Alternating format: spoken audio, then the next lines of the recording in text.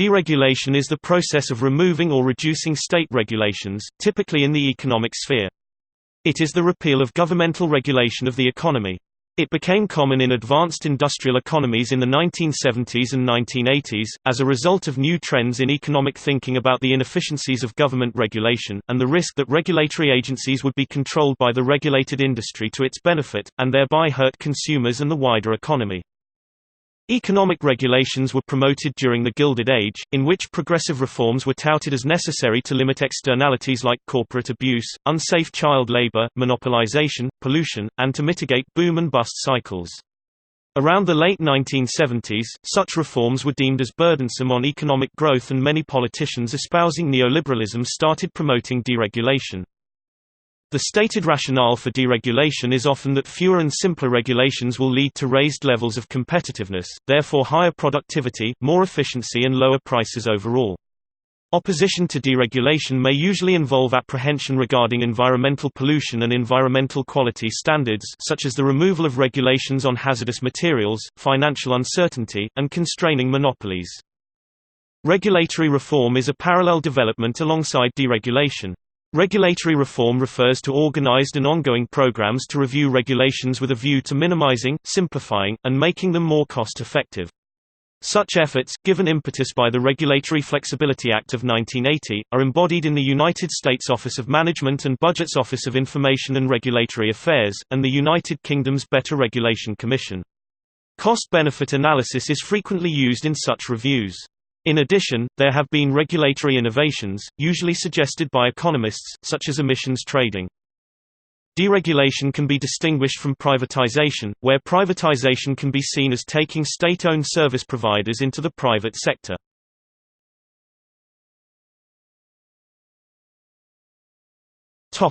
By country.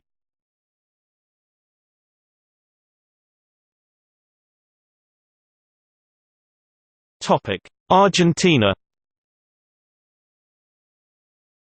Argentina underwent heavy economic deregulation, privatization, and had a fixed exchange rate during the Menem administration 1989 to 1999. In December 2001, Paul Krugman compared Enron with Argentina, claiming that both were experiencing economic collapse due to excessive deregulation. 2 months later, Herbert Inhaber claimed that Krugman confused correlation with causation, and neither collapse was due to excessive deregulation.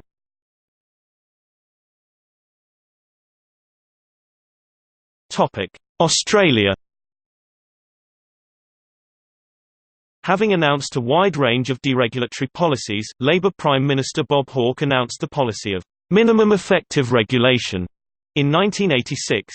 This introduced now familiar requirements for regulatory impact statements, but compliance by governmental agencies took many years.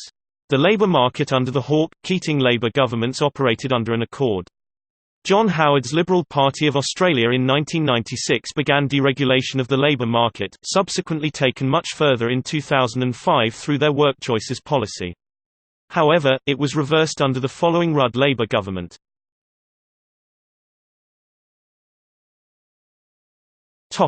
Canada. Natural gas is deregulated in most of the country, with the exception of some Atlantic provinces and some pockets like Vancouver Island and Medicine Hat. Most of this deregulation happened in the mid-1980s. There is price comparison service operating in some of these jurisdictions, particularly Ontario, Alberta and BC. The other provinces are small markets and have not attracted suppliers. Customers have the choice of purchasing from a local distribution company (LDC) or a deregulated supplier. In most provinces the LDC is not allowed to offer a term contract, just a variable price based on the spot market. LDC prices are changed either monthly or quarterly. The province of Ontario began deregulation of electricity supply in 2002, but pulled back temporarily due to voter and consumer backlash at the resulting price volatility. The government is still searching for a stable working regulatory framework. The current status is a partially regulated structure in which consumers have received a capped price for a portion of the publicly owned generation. The remainder of the price has been market price-based, and there are numerous competitive energy contract providers. However, Ontario is installing smart meters in all homes and small businesses and is changing the pricing structure to time-of-use pricing. All small volume consumers are to be shifted to the new rate structure by the end of 2012. There is price comparison service operating in these jurisdictions. The province of Alberta has deregulated their electricity provision. Customers are free to choose which company they sign up with, but there are few companies to choose from and the price of electricity has increased substantially for consumers because the market is too small to support competition. If they choose, they may remain with the utility at the regulated rate option. Former Premier Ralph Klein based the entire deregulation scheme on the Enron model, and continued with it even after the highly publicized and disastrous California electricity crisis and the collapse of Enron because of illegal accounting practices.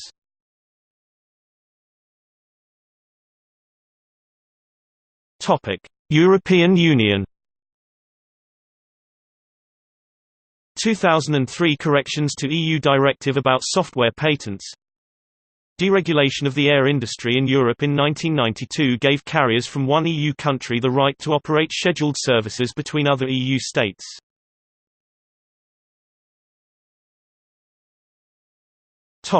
Ireland. The taxi industry was deregulated in Ireland, leading to an influx of new taxis. This was due to the price of a license dropping overnight. The number of taxis increased dramatically.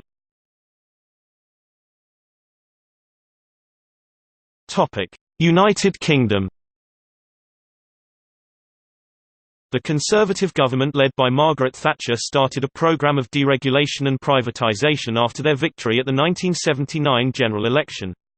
These included Express Coach Transport Act 1980, British Telecom completed in 1984, privatisation of London bus services 1984, local bus services Transport Act 1985, and the railways 1993.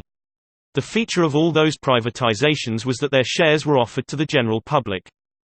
From 1997 to 2010, the Labour governments of Tony Blair and Gordon Brown developed a programme of what they called better regulation.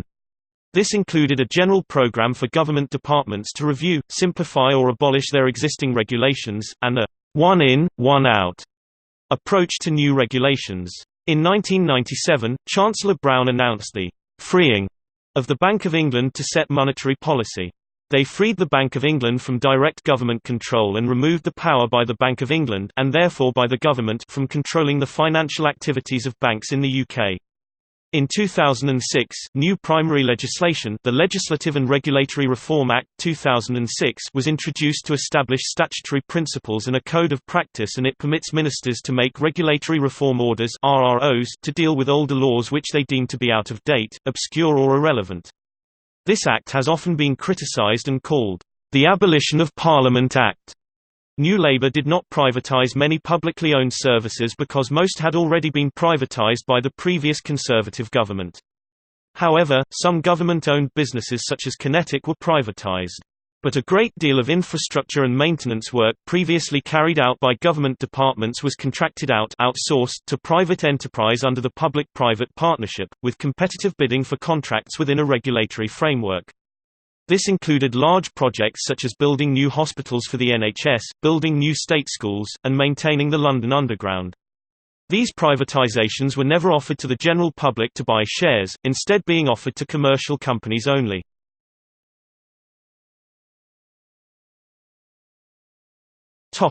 New Zealand. New Zealand governments adopted policies of extensive deregulation from 1984 to 1995. Originally initiated by the Fourth Labour Government of New Zealand, the policies of deregulation were later continued by the Fourth National Government of New Zealand.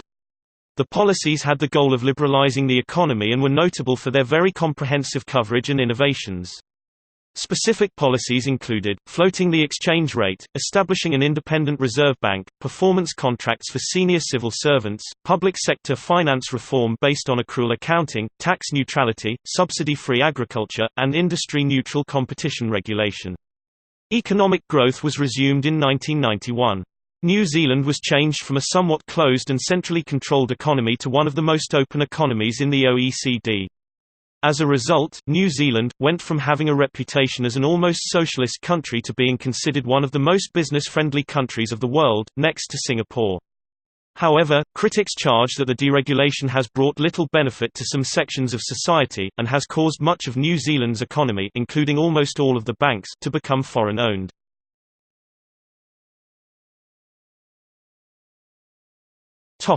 Russia. Russia went through wide-ranging deregulation and concomitant privatization efforts in the late 1990s under Boris Yeltsin, now partially reversed under Vladimir Putin. The main thrust of deregulation has been the electricity sector, see RAO UES, with railroads and communal utilities tied in second place. Deregulation of the natural gas sector Gazprom is one of the more frequent demands placed upon Russia by the United States and European Union.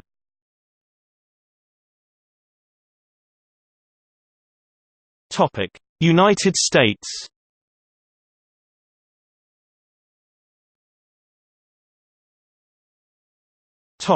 History of regulation. One problem that encouraged deregulation was the way in which the regulated industries often controlled the government regulatory agencies, using them to serve the industry's interests.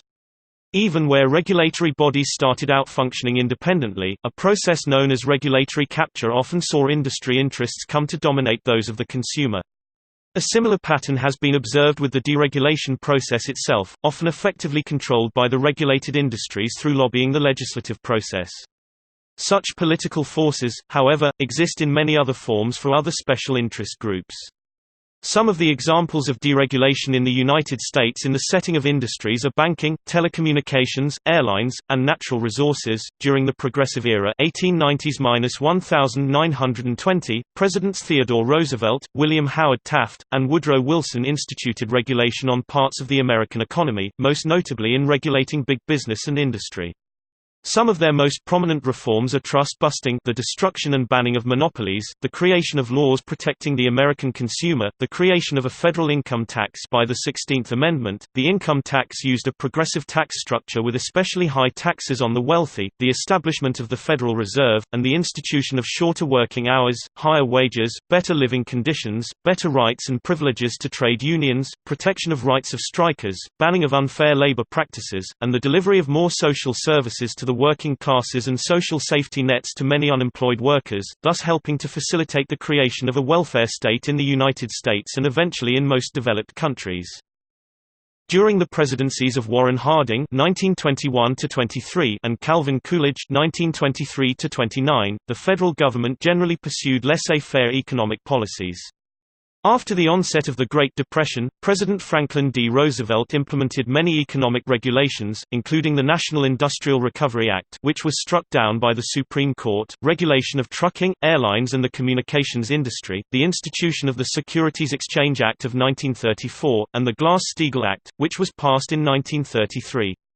These 1930s regulations stayed largely in place until Richard Nixon's administration. In supporting his competition-limiting regulatory initiatives, President Roosevelt blamed the excesses of big business for causing an economic bubble. However, historians lack consensus in describing the causal relationship between various events and the role of government economic policy in causing or ameliorating the Depression.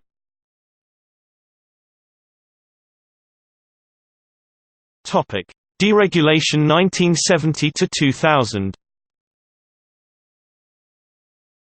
Deregulation gained momentum in the 1970s, influenced by research by the Chicago School of Economics and the theories of George Stigler and others. The new ideas were widely embraced by both liberals and conservatives. Two leading think tanks in Washington, the Brookings Institution and the American Enterprise Institute, were active in holding seminars and publishing studies advocating deregulatory initiatives throughout the 1970s and 1980s. Cornell economist Alfred E. Kahn played a central role in both theorizing and participating in the Carter administration's efforts to deregulate transportation.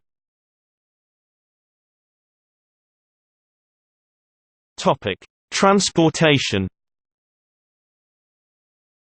The first comprehensive proposal to deregulate a major industry in the United States, transportation, originated in the Richard Nixon administration and was forwarded to Congress in late 1971.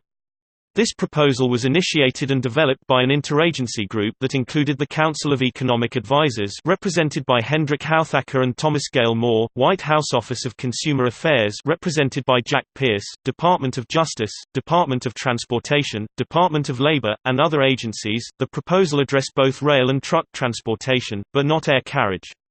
92D Congress, Senate Bill 2842. The developers of this legislation in this administration sought to cultivate support from commercial buyers of transportation services, consumer organizations, economists, and environmental organization leaders. This civil society coalition became a template for coalitions influential in efforts to deregulate trucking and air transport later in the decade. After Nixon left office, the Gerald Ford presidency, with the Allied interests, secured passage of the first significant change in regulatory policy in a pro-competitive direction, in the Railroad Revitalization and Regulatory Reform Act of 1976. President Jimmy Carter devoted substantial effort to transportation deregulation, and worked with congressional and civil society leaders to pass the Airline Deregulation Act October 24, 1978, Staggers Rail Act signed October 14, 1980, and the Motor Carrier Act of 1980 signed July 1, 1980. These were the major deregulation acts in transportation that set the general conceptual and legislative framework, which replaced the regulatory systems put in place between the 1880s and the 1930s. The dominant common theme of these acts was to lessen barriers to entry in transport markets and promote more independent, competitive pricing among transport service providers, substituting the freed-up competitive market forces for detailed regulatory control of entry, exit, and price-making in transport markets. Thus deregulation arose, though regulations to promote competition were put in place. U.S. President Ronald Reagan campaigned on the promise of rolling back environmental regulations. His devotion to the economic beliefs of Milton Friedman led him to promote the deregulation of finance, agriculture, and transportation. A series of substantial enactments were needed to work out the process of encouraging competition in transportation. Interstate buses were addressed in 1982, in the Bus Regulatory Reform Act of 1982. Freight forwarders freight aggregators got more freedoms in the Surface Freight Forwarder Deregulation Act of 1986. As many states continued to regulate the operations of motor carriers within their own state, the intrastate aspect of the trucking and bus industries was addressed in the Federal Aviation Administration Authorization Act of 1994, which provided that a state, political subdivision of a state, or political authority of two or more states may not enact or enforce a law, regulation, or other provision having the force and effect of law related to a price, route, or service of any motor carrier. 49 U.S.C. Section 14501 c. 1 Sup. v. 1999. Ocean transportation was the last to be addressed. This was done in two acts, the Ocean Shipping Act of 1984 and the Ocean Shipping Reform Act of 1998. These acts were less thoroughgoing than the legislation dealing with U.S. domestic transportation, in that they left in place the conference system in international ocean liner shipping, which historically embodied cartel mechanisms. However, these acts permitted independent rate-making by conference participants, and the 1998 Act permitted secret contract rates, which tend to undercut collective carrier pricing. According to the United States Federal Maritime Commission, in an assessment in 2001, this appears to have opened up substantial competitive activity in ocean shipping, with beneficial economic results. The Airline Deregulation Act is an example of a deregulatory act whose success has been questioned. Since deregulation, real prices for air travel has fallen by more than half, and travelers have more options, but there have been questions about disruptions, employee pensions and the lack of small city service.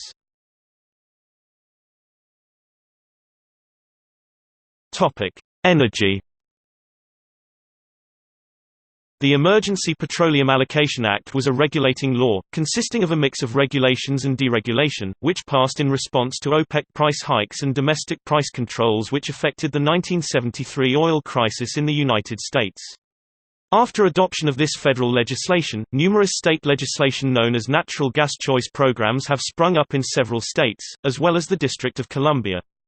Natural gas choice programs allow residential and small-volume natural gas users to compare purchases from natural gas suppliers with traditional utility companies.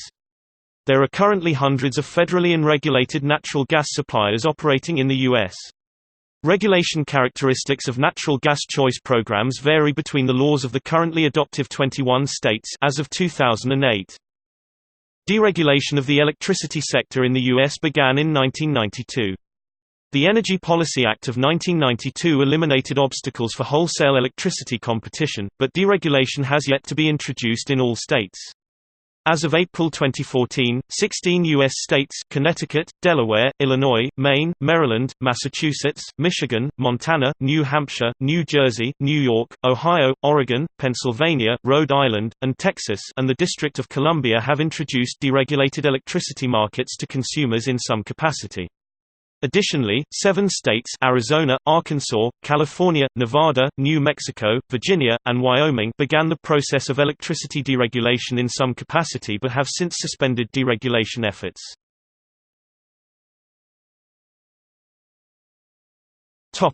Communications. Deregulation was put into effect in the communications industry by the government at the start of the multi-channel transition era. This deregulation put into place a division of labor between the studios and the networks. Communications in the United States and internationally are areas in which both technology and regulatory policy have been in flux. The rapid development of computer and communications technology, particularly the Internet, have increased the size and variety of communications offerings. Wireless, traditional landline telephone, and cable companies increasingly invade each other's traditional markets and compete across a broad spectrum of activities. The Federal Communications Commission and Congress appear to be attempting to facilitate this evolution. In mainstream economic thinking, development of this competition would militate against detailed regulatory control of prices and service offerings, and hence favor deregulation of prices and entry into markets. On the other hand, there exists substantial concern about concentration of media ownership resulting from relaxation of historic controls on media ownership designed to safeguard diversity of viewpoint and open discussion in the society, and about what some perceive as high prices in cable company offerings at this point.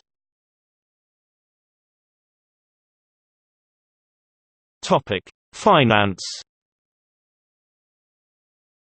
The financial sector in the U.S. has seen considerable deregulation in recent decades, which has allowed for greater risk-taking. The financial sector used its considerable political sway in Congress and in the U.S. political establishment and influenced the ideology of political institutions to press for more and more deregulation. Among the most important of the regulatory changes was the Depository Institutions Deregulation and Monetary Control Act in 1980, which repealed the parts of the Glass-Steagall Act regarding interest rate regulation via retail banking. The Financial Services Modernization Act of 1999 repealed part of the Glass-Steagall Act of 1933, removing barriers in the market among banking companies, securities companies and insurance companies that prohibited any one institution from acting as any combination of an investment bank, a commercial bank, and an insurance company. Such deregulation of the financial sector in the United States fostered greater risk-taking by finance sector firms through the creation of innovative financial instruments and practices, such as the creation of new financial products, including securitization of loan obligations of various sorts and credit default swaps. The greater risk-taking caused a series of financial crises, including the savings and loan crisis, the long-term capital management (LTCM) crisis, each of which necessitated major bailouts, and the derivatives scandals of 1994. These warning signs were ignored as financial deregulating continued, even in view of the inadequacy of industry self-regulation as shown by the financial collapses and bailout. The 1998 bailout of LTCM sent the signal to large, too big to fail financial firms that they would not have to suffer the consequences of the great risks they take. Thus, the greater risk-taking allowed by deregulation and encouraged by the bailout paved the way for the financial crisis of 2007–2008.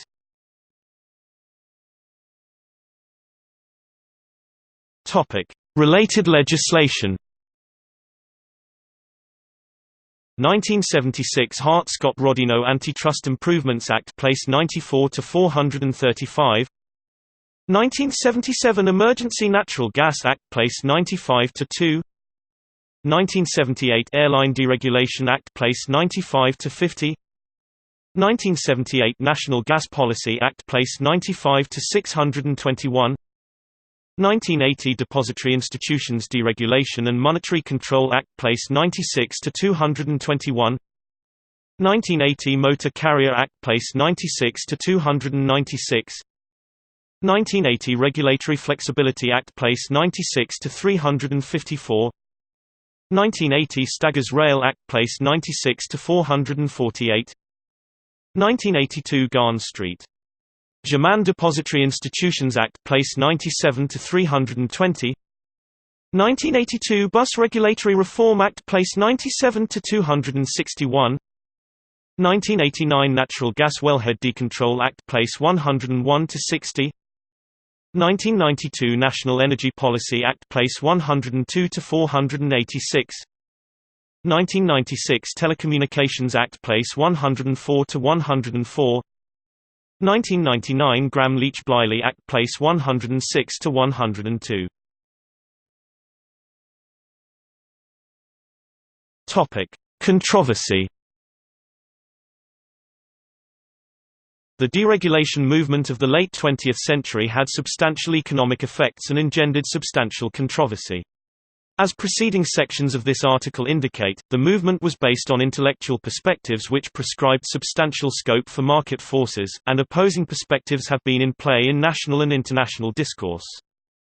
The movement toward greater reliance on market forces has been closely related to the growth of economic and institutional globalization between about 1950 and 2010. Critics of economic liberalization and deregulation cite the benefits of regulation, and believe that certain regulations do not distort markets and allows companies to continue to be competitive, or according to some, grow in competition. Much as the state plays an important role through issues such as property rights, appropriate regulation is argued by some to be crucial to realize the benefits of service liberalization.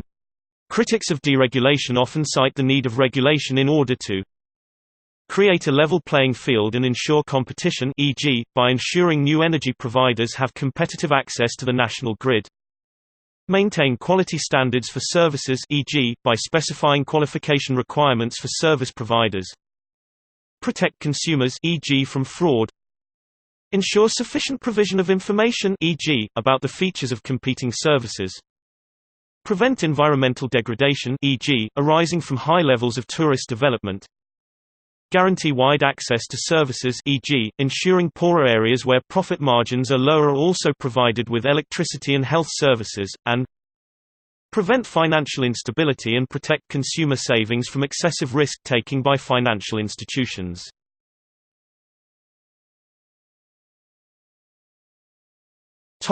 For deregulation. Many economists have concluded that a trend towards deregulation will increase economic welfare long-term and a sustainable free market system.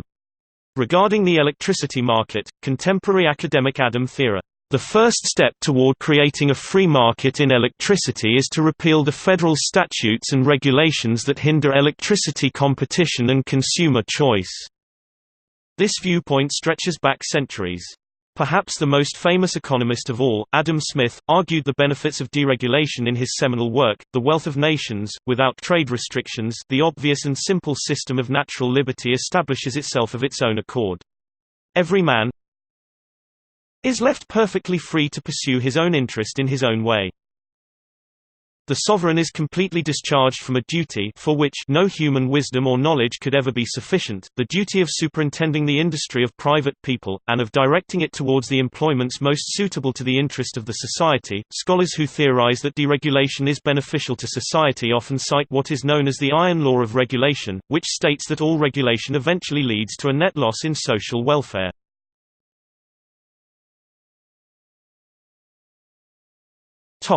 Against deregulation. Sharon Beder, a writer with PR Watch, wrote, "Electricity deregulation was supposed to bring cheaper electricity prices and more choice of suppliers to householders. Instead it has brought wildly volatile wholesale prices and undermined the reliability of the electricity supply." William K. Black claims that inappropriate deregulation helped create a criminogenic environment in the savings and loan industry, which attracted opportunistic control frauds like Charles Keating, whose massive political campaign contributions were used successfully to further remove regulatory oversight. The combination substantially delayed effective governmental action, thereby substantially increasing the losses when the fraudulent Ponzi schemes finally collapsed and were exposed. After the collapse, regulators in the Office of the Comptroller of the Currency (OCC) and the Office of Thrift Supervision (OTS) were finally allowed to file thousands of criminal complaints that led to over 1,000 felony convictions of key savings and loan insiders. By contrast, between 2007 and 2010, the OCC and OTS combined made 0 criminal referrals. Black concluded that elite financial fraud has effectively been decriminalized. Economist J.R.T. Ghosh is of the opinion that deregulation is responsible for increasing price volatility on the commodity market. This particularly affects people and economies in developing countries. More and more homogenization of financial institution, which may also be a result of deregulation, turns out to be a major concern for small-scale producers in those countries.